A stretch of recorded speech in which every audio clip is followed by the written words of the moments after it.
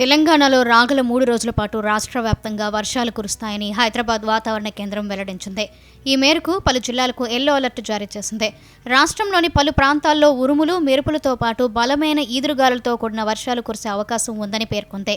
గంటకు 40 నుంచి 50 కిలోమీటర్ల వేగంతో ఈదురుగాలులు వేస్తాయని, ప్రజలు అప్రమత్తంగా ఉండాలని సూచించింది.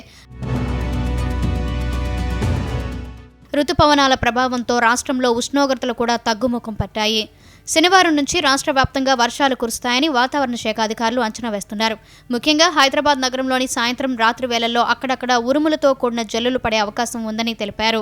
శుక్రవారం నాటికే రాష్ట్రంలోని గరిష్ట ఉష్ణోగ్రతలు గణనీయంగా తగ్గాయి. నాగర్ కర్నూల్లో అత్యల్పంగా 28.6 డిగ్రీల సెల్సియస్ ఉష్ణోగ్రత నమోదు కాగా, హైదరాబాద్లోని బండ్లగూడలో 30.7 డిగ్రీలుగా నమోదైంది. రాబోయే వర్షాల కారణంగా ఉష్ణోగ్రతలు మరింత తగ్గే అవకాశం ఉందని అధికారులు అంచనా వేస్తున్నారు.